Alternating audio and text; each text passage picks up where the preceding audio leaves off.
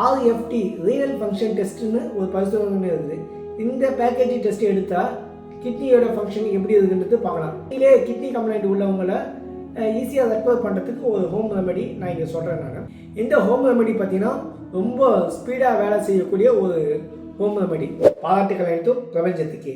உணவுகள் மென்மையானால் உடல்கள் வலிமையாகும். கிட்னி சம்மந்தமான எல்லா விஷயத்துக்கும் என்ன உணவு எடுக்கலாம், என்ன பரிசோதனை பண்ணலாம், எதை பண்ணணும், எதை பண்ணக்கூடாது, இந்த எல்லா விஷயத்தையும் பற்றி முழுசாக பார்க்கலாம். கிட்னி பாதிப்பு வந்துச்சுன்னா சாப்பிட்டது சரியாக ஜீரணம் ஆகாது, கை கால் வீக்காகும். அடுத்தது பார்த்திங்கன்னா அவங்களுக்கு வாமிட்டிங் சென்சேஷன் ரொம்ப ஜாஸ்தியாக இருக்கும். இவங்க பார்த்திங்கன்னா உணவில் வந்து உப்போட அளவை கம்மி பண்ணணும்.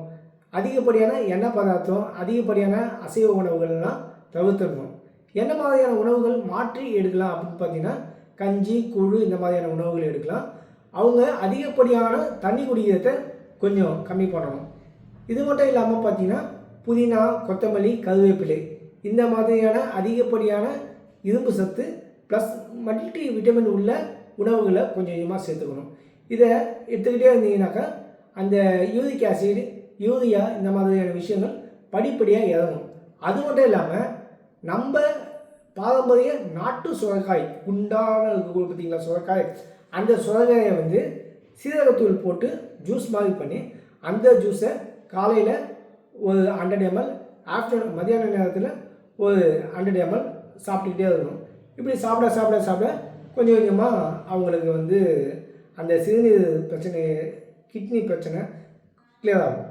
இதற்கு என்னென்ன பரிசோதனை பண்ணலாம் பார்த்தீங்கன்னாக்கா RFT ரீனல் ஃபங்க்ஷன் டெஸ்ட்னு ஒரு பரிசோதனை இருக்குது.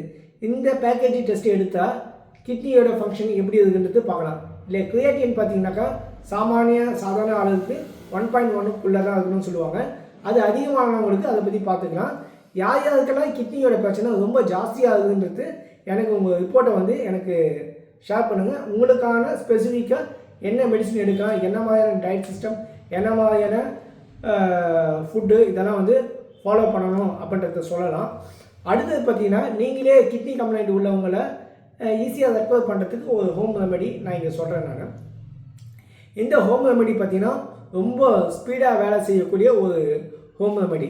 நாட்டு மருந்து கடைக்கு போயிட்டு மூக்கிரட்டை கீரைன்னு ஒரு கீரை இப்போ பவுட்ரு ஃபார்ம்லேயே வந்துடுச்சு. திருவிழா பொடி, நெல்லிக்காய், கடுக்காய், தாண்டிக்காய் இதுவும் பவுட்ரு ஃபார்ம்லேயே வந்துடுச்சு. அடுத்தது பார்த்திங்கன்னா சிறுகண் பிழை அப்படின்ற ஒரு மூலிகை பொடியும் பவுடர் இருக்குது. இந்த எல்லாத்தையும் வந்து சம அளவு எடுத்து வச்சுட்டு அந்த பவுடரில் பார்த்தீங்கன்னா சிறிதளவுக்கு விளக்கெண்ணெய் மிக்ஸ் பண்ணி காலையில் ஒரு ஸ்பூன், மத்தியானம் ஒரு ஸ்பூன், மாலை ஒரு ஸ்பூன் சாப்பாடுக்கு முன்னாடி நீங்கள் சாப்பிடுங்க. பாதிக்கப்பட்டவங்களோட உணவு முறைகள் எப்படி இருந்ததுனாக்கா செமி லிக்விடாக தான் இருக்கணும். ஒரு கூழ் மாதிரியான உணவுகள் தான் அவங்க அதை ஃபாலோ பண்ணணும்.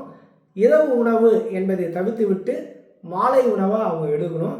இதெல்லாம் பார்த்துட்டே இருந்தீங்கன்னா EGFR டெஸ்ட்டில் பார்த்தீங்கன்னா அவங்க வந்து கிட்னி லெவல் சரியாயிடுச்சு அப்படின்ற ஒரு ரிப்போர்ட்டை நீங்கள் பார்க்கலாம். பாதிக்கப்பட்டவங்க யார் இருந்தாலும் நிச்சயமாக அந்த வீடியோ அவங்களுக்கு ஷேர் பண்ணுங்கள். மிகப்பெரிய ஒரு உதவியாக இருக்கும் அவங்களுக்கு. நன்றி.